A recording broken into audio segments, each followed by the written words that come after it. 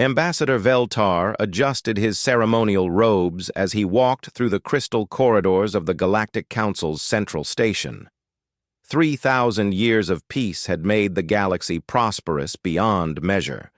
The great spiral arms buzzed with trade, exploration, and scientific advancement. Every major species had found their place in the cosmic order, from the wise ethereals who guided philosophy to the industrial Kronak who built the massive space habitats. The morning briefing was routine, as most had become. Veltar's 4 eyes scanned the reports flowing across his neural interface. Crop yields from the agricultural worlds were up by 12%. The Zephyrian colonies had successfully terraformed another 3 planets. Even the warlike Bartok had maintained peace for over 2 centuries, content with their role as the galaxy's security force.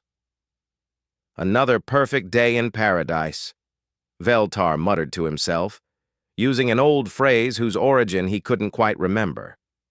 Something about a long-dead world, perhaps from the restricted archives. His thoughts were interrupted by an urgent communication from Deep Space Monitoring Station Omega-7. The message came through with the highest priority encryption, causing Veltar's neural implants to chime with warning tones. Unidentified vessels detected at the galaxy's edge, the report stated. Unknown configuration. No response to standard hailing frequencies. Approaching at significant velocity toward the core systems. Veltar frowned. Pirates occasionally tried to raid from the outer rim, but they never used unknown ship designs. Every criminal organization in the galaxy used stolen or modified versions of standard vessels. Building new ships required resources that only major planetary governments could afford. He forwarded the report to the Council's military division and thought nothing more of it. The Bartok fleet would handle whatever criminals were foolish enough to threaten galactic peace. 3 hours later, Admiral Gorthak of the Bartok Third Fleet sent an emergency transmission that made Veltar's blood run cold. The unknown vessels have engaged our patrol squadron, Gorthak reported, his usually confident voice shaking. We lost all 12 ships in under 4 minutes. The enemy technology is beyond anything in our databases. They're not responding to surrender offers or diplomatic channels. They're heading straight for the Nexus system. Veltar immediately called an emergency session of the Galactic Council. Within minutes, representatives from all major species were connected through quantum communication links. The Grand Chamber filled with worried chatter in dozens of languages as the news spread. High Counselor Thexani, an ancient ethereal whose species had lived for millennia, called for order. Her voice carried the weight of eons as she addressed the assembly. Fellow beings, we face an unprecedented situation. Unknown hostile forces have destroyed a Bartok fleet using technology we cannot identify. Our xenobiologists report that sensor scans of the enemy vessels show no matches to any known species in our databases. A chronic engineer named Beldron raised one of his 6 arms. Perhaps a lost colony that developed in isolation, or refugees from beyond our galaxy? Impossible, replied Dr. Yenera, the Council's chief xenobiologist. Our exploration fleets have mapped every potentially habitable system within 50,000 light years. No advanced civilization could have developed without our knowledge. The debate continued for hours as more reports came in. The mysterious fleet had destroyed 3 more Bartok squadrons and was systematically dismantling every defensive station in its path. Most disturbing of all, they seemed to know exactly where every military installation was located, as if they had detailed maps of the galaxy's defenses. Veltar studied the tactical displays with growing unease. The attack pattern was too precise, too informed. These weren't random raiders or explorers. They moved like someone who had spent years planning this assault. Have we tried accessing the deep archives? He asked suddenly. Perhaps there are records of this species from before the current age. High Counselor Thexani's expression grew troubled. The deep archives contain Sensitive information. Much of it is classified for the protection of galactic stability. With respect, High Counselor, galactic stability is exactly what's under threat right now, Veltar replied. After a moment of consideration, Thexani nodded. Very well. Grant Ambassador Veltar access to Archive Level 7. But be warned, young diplomat, some knowledge carries a terrible burden. Veltar connected his neural interface to the archive system and began searching through files that hadn't been accessed in millennia. Most of the data was routine historical records, but as he dug deeper, he found files marked with encryption so advanced it took his implants several minutes to decode them. What he discovered made his four hearts stop beating. The files contained detailed records of a species called humans from a world designated as Earth in the Sol system.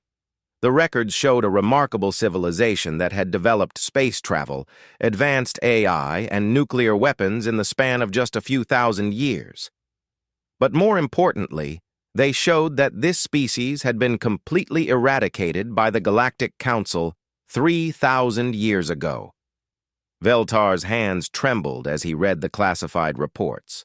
Earth had been discovered by Galactic Council scouts during humanity's early space age. The humans had been deemed too aggressive and potentially dangerous to galactic peace. The Council had voted to eliminate them before they could spread beyond their home system. The operation had been swift and thorough. Orbital bombardment had reduced Earth's surface to molten rock. Asteroid impacts had shattered the planet into debris. The few human colonies on Mars and the outer moons had been systematically destroyed. Every trace of human civilization had been wiped from existence, or so the Council had believed. As Veltar continued reading, he found references to human ships that had escaped during the initial attack. Deep space sensors had detected several vessels fleeing toward the galaxy's edge, but they had been assumed destroyed by the harsh conditions of intergalactic space. No follow-up missions had been launched to confirm their destruction. The final report, signed by High Counselor Thexani herself, stated, "The human threat has been permanently eliminated. All records of their existence are to be classified at the highest level to prevent destabilization of member species. Let this unfortunate necessity serve as a reminder that some problems must be solved before they grow beyond control." Veltar disconnected from the archives and sat in stunned silence. The mysterious attackers weren't unknown aliens. They were the descendants of the humans who had escaped the Council's genocide, returning after 3,000 years to claim their revenge. His communication device chimed with another urgent message from Admiral Gorthak. The enemy fleet had reached the Nexus system and was broadcasting on all frequencies. For the first time since the attacks began, they were finally speaking. The message was in perfect galactic standard, delivered by a voice that sounded disturbingly calm and civilized. To the Galactic Council and all member species, this is Admiral Sarah Chen of the Terran Revenge Fleet. 3,000 years ago, you murdered our homeworld and attempted to commit genocide against our entire species. You believed you had succeeded. You were wrong. Veltar watched in horror as tactical displays showed the enemy fleet taking position around the Nexus system's primary star. Ships larger than anything in the galaxy's combined fleets moved with mechanical precision, deploying unknown devices around the stellar surface. Admiral Chen's voice continued. "We are the descendants of the few thousand humans who escaped your massacre. For 3 millennia, we have prepared for this moment. We have learned from the cold darkness between galaxies. We have evolved beyond your comprehension, and now we have returned to collect the debt you owe us." The transmission ended, and Veltar realized that the galaxy's 3,000 years of peace were about to come to a very violent end. Somewhere in the vast emptiness beyond the galaxy's edge, humanity had not only survived, but had grown into something far more dangerous than the Council had ever imagined.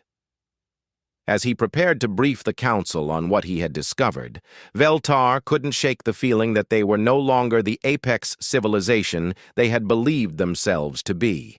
The humans had returned, and they had not come back to rejoin galactic society. They had come back to destroy it.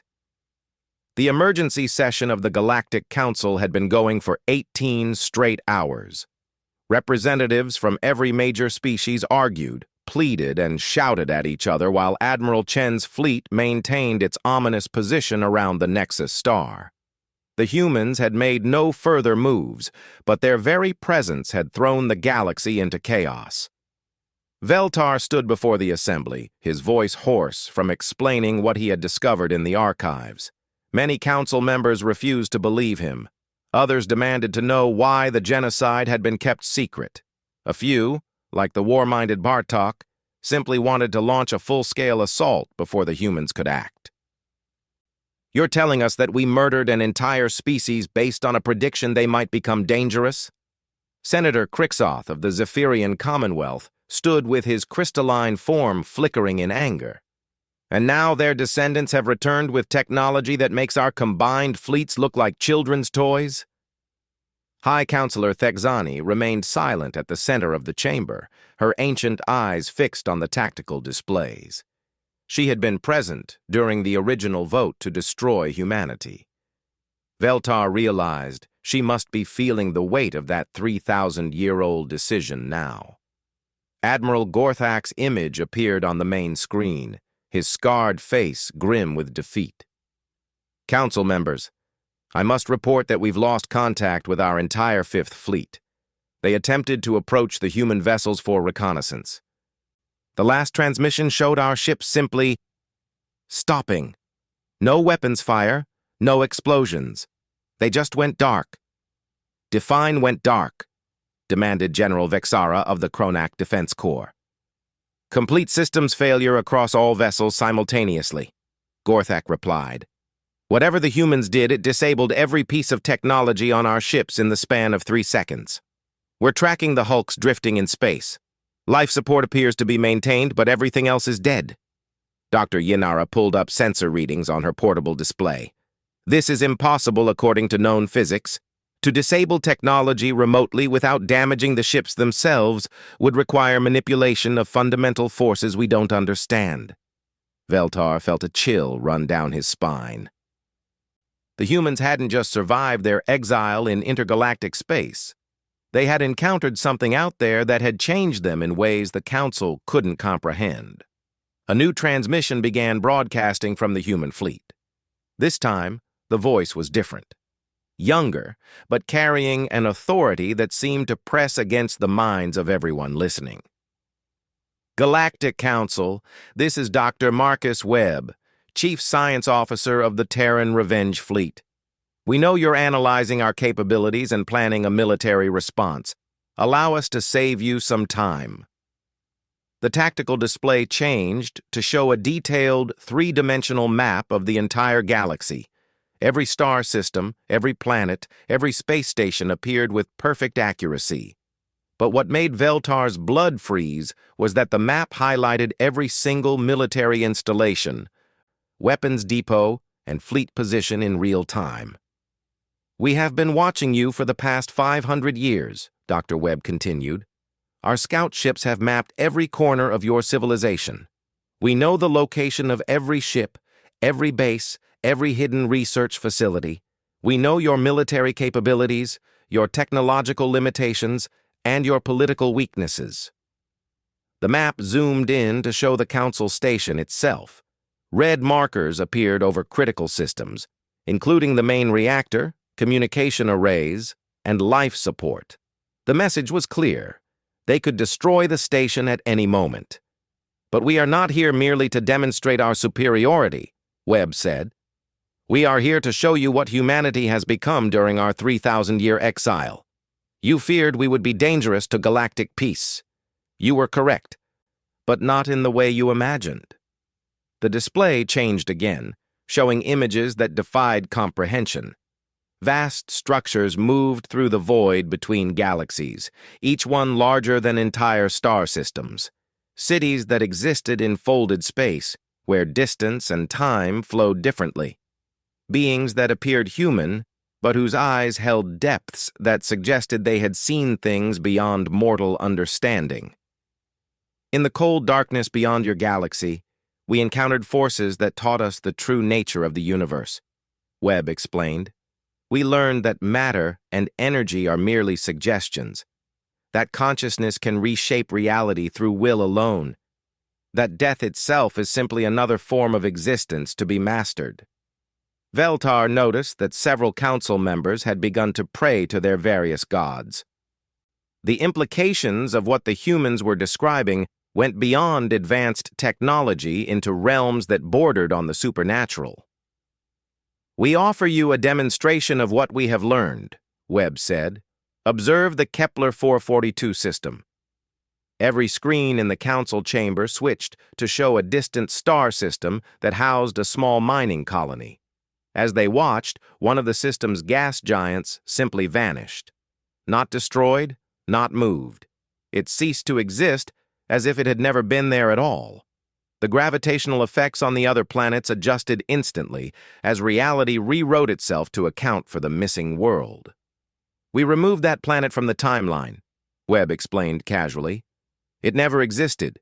The mining colony has no memory of it ever being there. The star's gravitational field has adjusted as if it were never part of the system. This is what we call selective reality editing. The council chamber erupted in pandemonium. Representatives fled their seats, others collapsed in shock, and a few simply stared at the screens in catatonic silence. The humans weren't just technologically advanced, they had transcended the basic laws of physics that governed existence itself. High Counselor Thexani finally spoke, her ancient voice carrying the weight of eons. What do you want from us? Admiral Chen's image appeared on the main screen. She looked remarkably like the humans in the historical archives, but her eyes held depths that spoke of experiences beyond mortal comprehension. When she smiled, it was the expression of a being that had learned to find humor in the fundamental absurdity of existence. We want justice, she said simply, but not the crude vengeance you might expect. We have moved beyond the primitive emotions that once drove our species. What we seek is balance. The display showed images of Earth as it had been before the Council's attack. Blue oceans, white clouds, green continents teeming with life. Then came the aftermath. Molten rock, debris fields, and the silence where a living world had once existed. You destroyed our home and murdered our people based on fear of what we might become, Chen continued. In doing so, you shaped our destiny in ways you never imagined. Your genocide forced us to evolve beyond the limitations of mortal existence. We became exactly what you feared, but infinitely more. Veltar realized the horrible irony of the situation. By trying to prevent humanity from becoming a threat, the Council had created something far more dangerous than anything they could have imagined.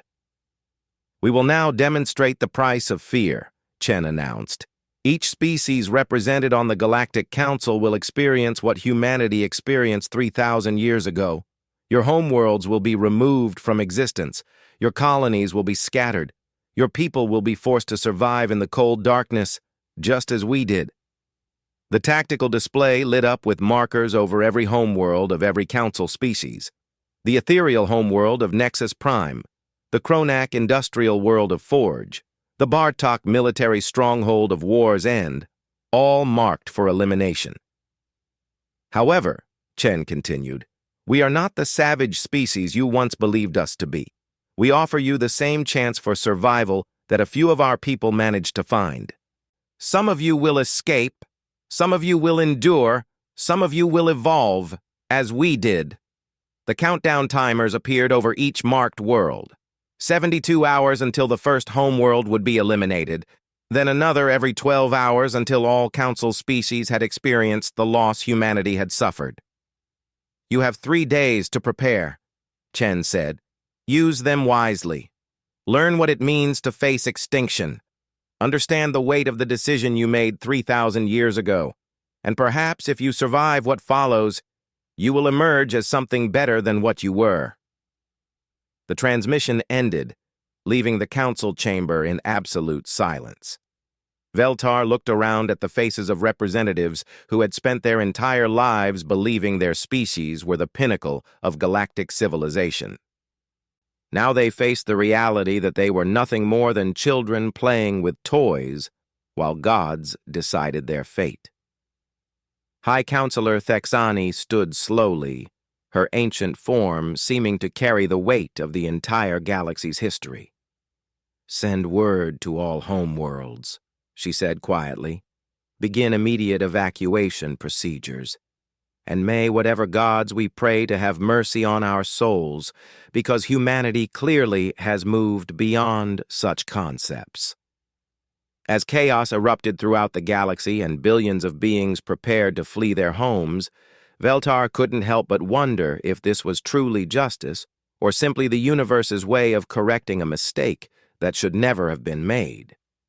The humans had returned not as conquerors, but as a force of nature that would reshape the galaxy according to laws that transcended mortal understanding. The 72-hour countdown had begun, and the galaxy convulsed in panic. Veltar watched from the observation deck of the council station as thousands of ships fled from every major world. Some species had sophisticated evacuation plans developed during their warlike periods. Others, like the peaceful ethereals, had no experience with mass exodus and struggled to organize even basic survival efforts. Reports flooded in from across the galaxy. The Bartok, true to their warrior nature, had declared they would die fighting rather than flee like cowards. They assembled their entire armada around their homeworld of War's End, preparing for a final battle. The Kronak had begun dismantling their industrial cities piece by piece, loading massive factory ships with the infrastructure needed to rebuild elsewhere. The Zephyrians, with their natural ability to survive in space, simply abandoned their crystal cities and formed vast migration swarms heading for the galaxy's edge. Veltar had volunteered to remain on the council station, along with a skeleton crew of representatives from each species. Someone needed to witness what would happen. Someone needed to record the end of the old galactic order. High Counselor Thexani stood beside him, her ancient form seeming more fragile than ever.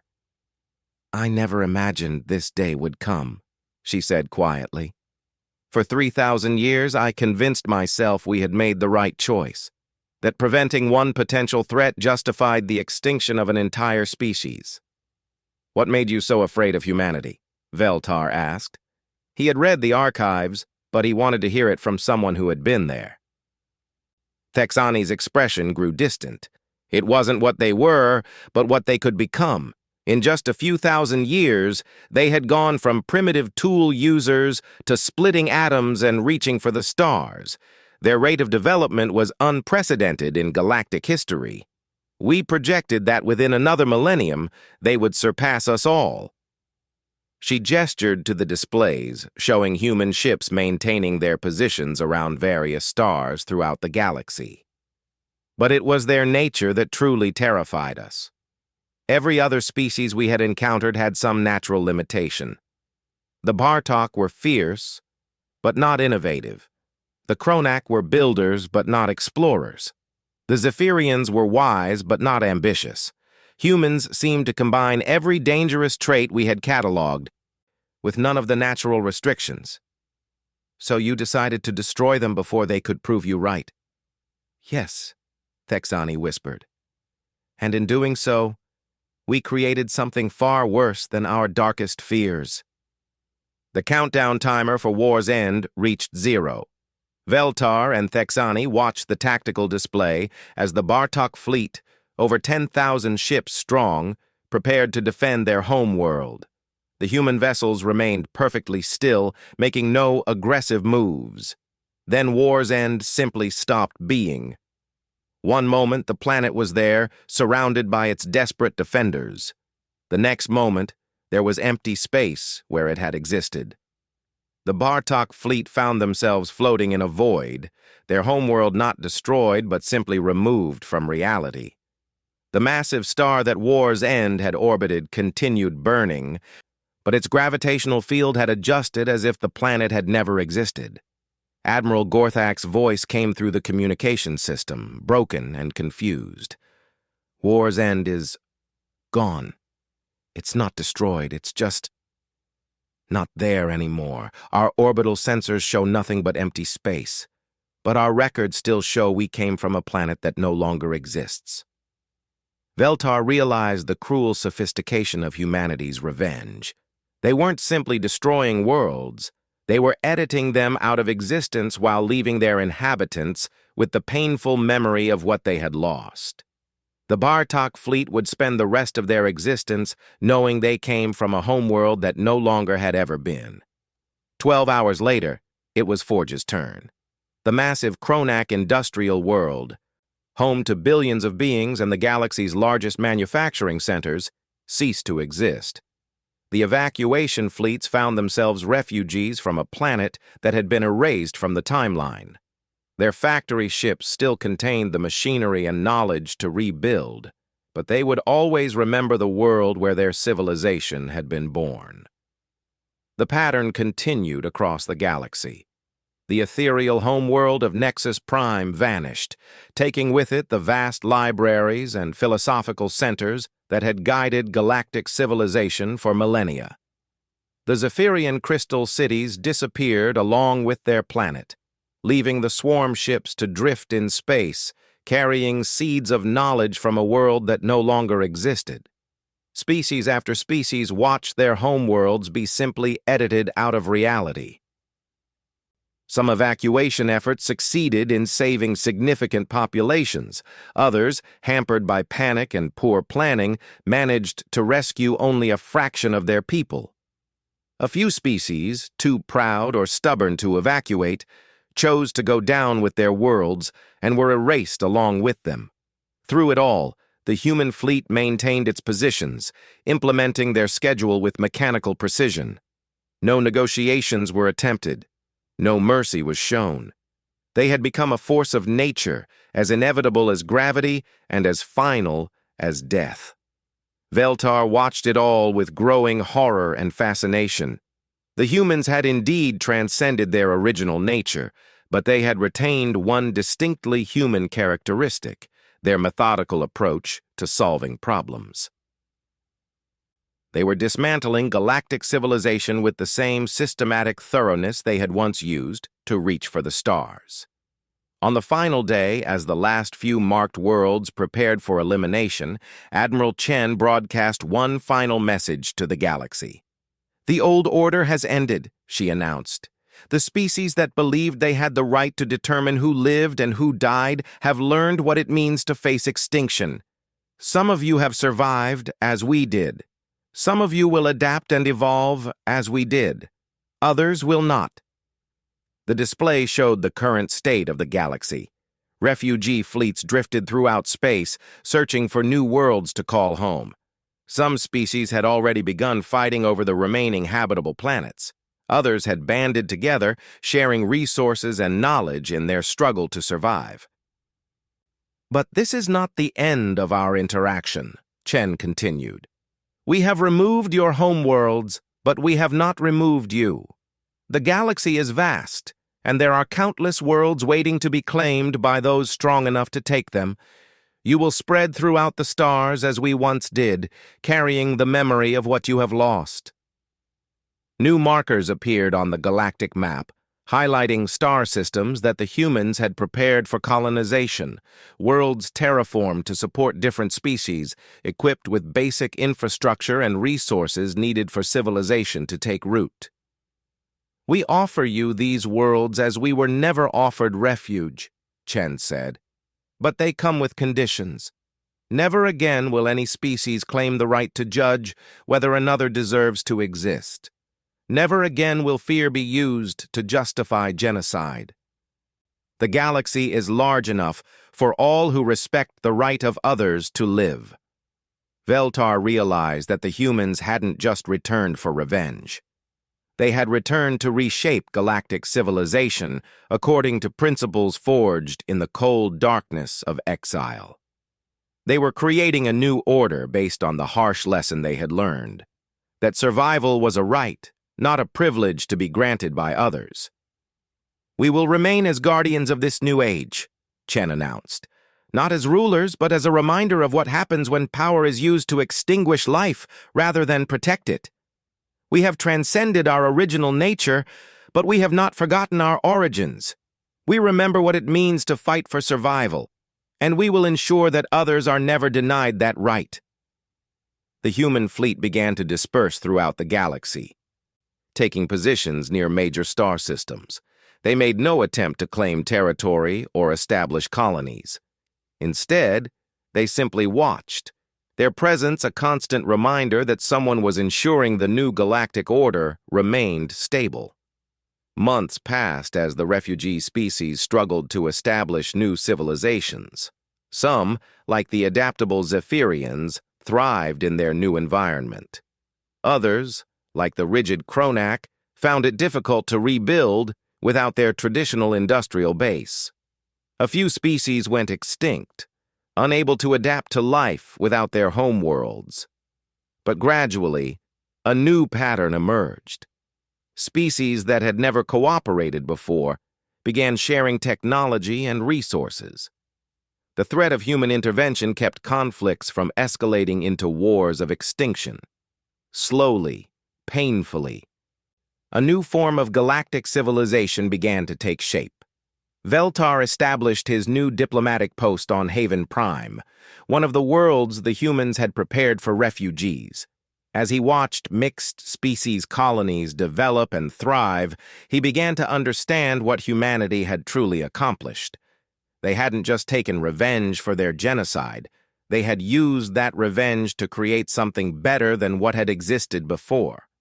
The galaxy was no longer dominated by ancient species who believed their longevity gave them the right to control the fate of younger civilizations. Instead, it had become a place where survival was earned through adaptation and cooperation, where no species could claim superiority based solely on age or power. High Counselor Thexani, now living in a modest dwelling on Haven Prime, often visited Veltar's office.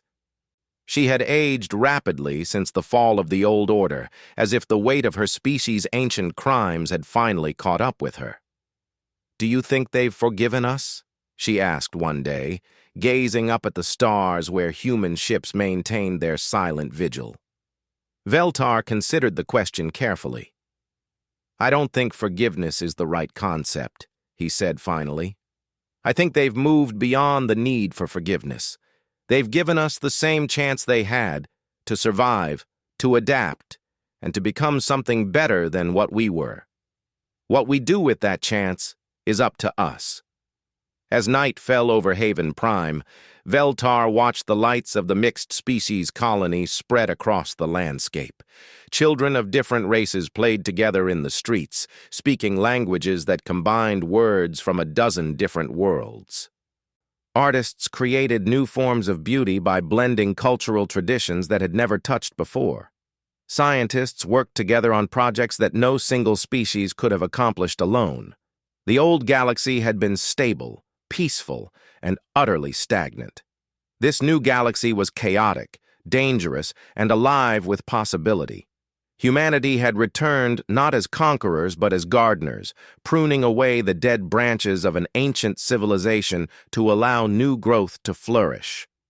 And in the depths of space, the human fleet continued its eternal watch, ensuring that the galaxy would never again forget the lesson they had taught, that the right to exist was not granted by the powerful, but earned by the will to survive and the courage to defend that right for others. The age of the Galactic Council was over. The age of earned survival had begun.